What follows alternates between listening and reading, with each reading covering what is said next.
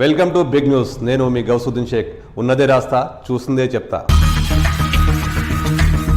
और बड़ी इंटरेस्टिंग चीज है, एक कंपनी है अल्फा डिफेंस, जो डिफेंस इलेक्ट्रॉनिक्स का काम करती है, एवियोनिक्स का काम करती है और बहुत स्ट्रेटेजिक कंपनी है. वो भी अदानी जी के हवाले कर दी गई. अदानी जी ने एक्वायर कर लिया. तो आपने देखा कि एयरपोर्ट्स का बिजनेस 30% मार्केट शेयर, हिंदुस्तान और इजराइल का जो वेपन्स का बिजनेस है 90% उठा के ले गए. अब मैंने आपको इजराइल की बात बताई, ऑस्ट्रेलिया चलते हैं. ऑस्ट्रेलिया चलिए. ऑस्ट्रेलिया में अदानी जी जाके नहीं, क्यों? आप तो डिबेट करना चाहते थे, आप ही तो डिबेट करना चाहते थे.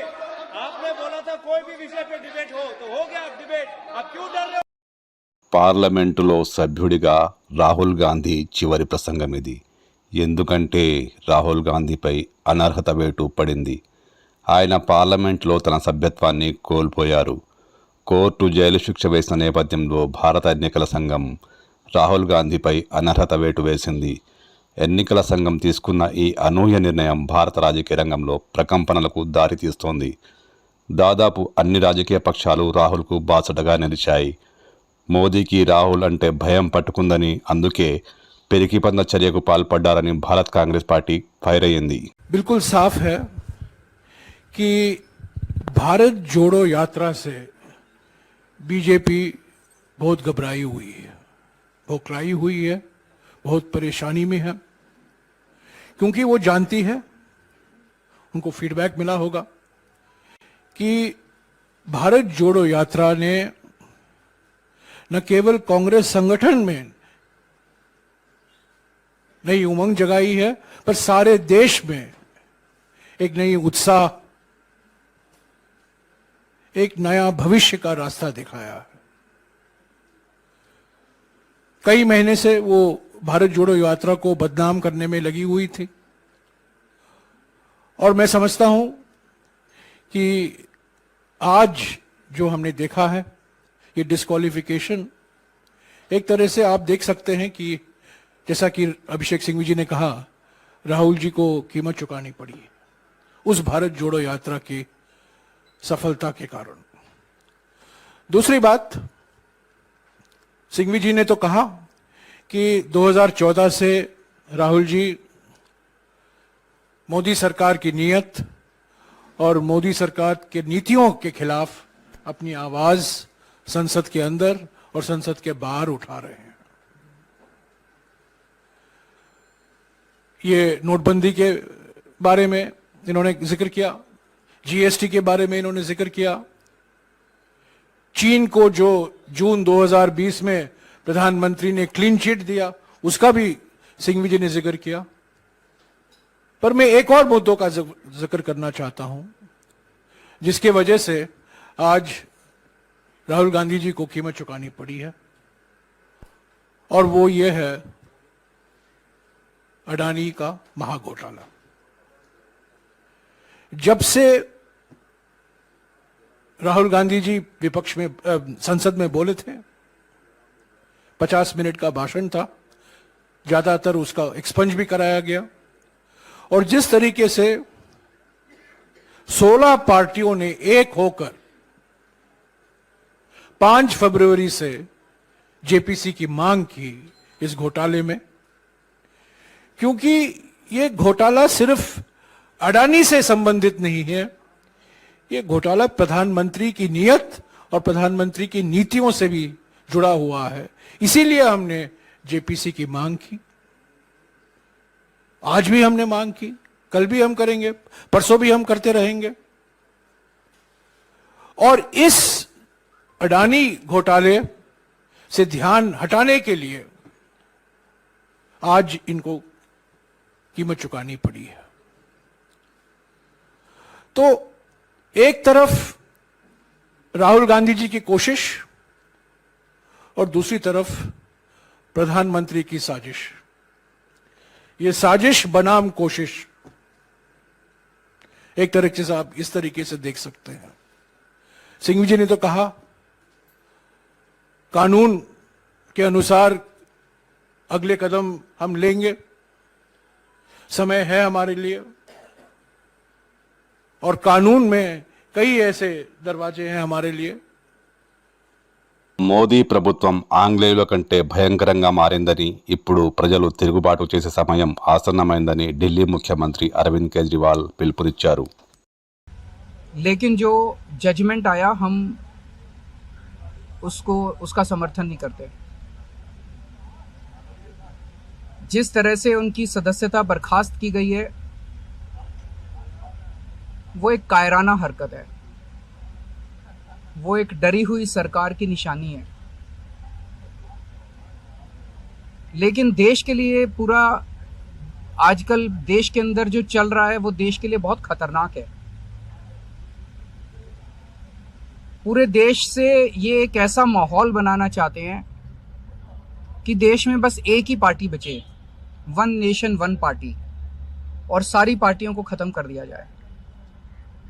ये एक ऐसा माहौल बनाना चाहते हैं कि एक ही नेता बचे, वन नेशन वन लीडर, बाकी सारे लीडर्स को खत्म कर दिया जाए। इसी को तो तानाशाही कहते हैं, इसी को तो डिक्टेटरशिप कहते हैं। पूरा देश ये देख रहा है। मैं देशवासियों से अपील करना चाहता हूं कि ये भारत हम सबका है, ये भारत 130 करोड़ लोगों का है। हम सब ने मिलकर आज़ादी की लड़ाई लड़ी थी, हमारे पुरखों ने आज़ादी की लड़ाई लड़ी थी, आज़ाद भारत को आज़ाद कराने के लिए। लेकिन आज की जो सरकार है,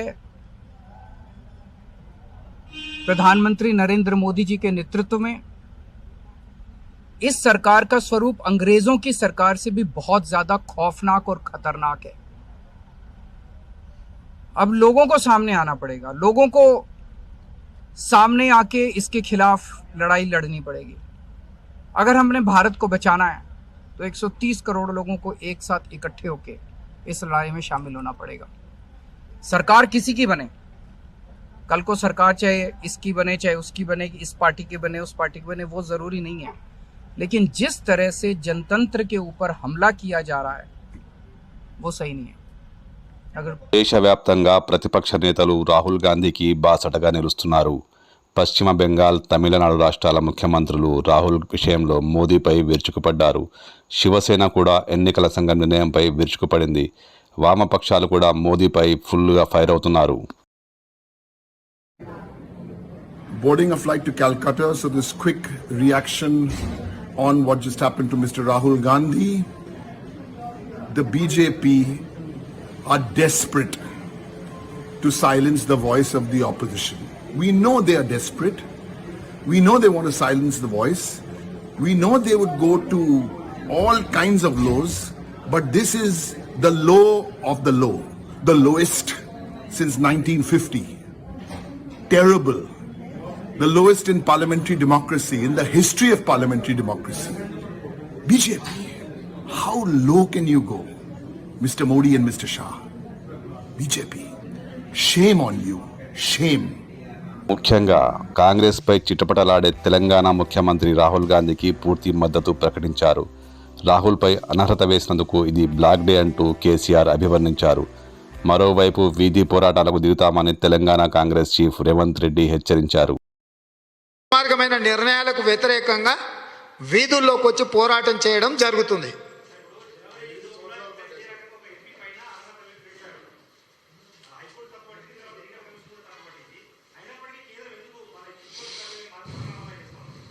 అంటే వాళ్ళు రాజకీయ కక్షా సాధింపు చర్యలు, పగ అంటే దీన్ని పరిపాలనను వాళ్ళు వ్యక్తిగతమైన పగ కింద చూస్తున్నారు.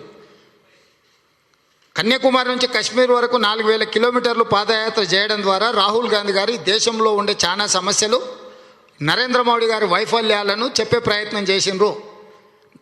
మొదటి నుంచి అదానీ అంబానీలకు సంబంధించిన విషయాలను రాహుల్ గాంధీ గారు ప్రస్తావించడం, ఈ మధ్యకాలంలో అదానికి సంబంధించిన 12 లక్షల కోట్ల రూపాయల కుంభకోణం, వారు ఏ విధంగా దేశాన్ని దోసుకున్నారో, అది ఎల్ఐసి కావచ్చు, ఎస్బీఐ కావచ్చు, ఇతర పెట్టుబడులను ఏ విధంగా దోసుకున్నారు, దానికి సంబంధించి నిత్యం పార్లమెంట్లో కాంగ్రెస్ పార్టీ పోరాటం చేస్తుంది. పార్లమెంట్లో దాని మీద చర్చ జరగాలని పట్టుబట్టినాం కాబట్టి అదాని కుంభకోణం మీద చర్చ జరగొద్దు, సమస్యను తప్పుదోవ పట్టించాలంటే అంతకంటే తీవ్రమైన ఒక సమస్యను సృష్టించాలనేది కేంద్ర ప్రభుత్వం యొక్క యోచన. ఆ యోచనలో భాగంగానే ఆదరాబాదరాగా నియమ నిబంధనలు ఉల్లంఘించి రాహుల్ గాంధీ గారి మీద అనర్హత వేటేసిర్రు. ఇది నియంతల యొక్క ఆలోచన ధోరణి.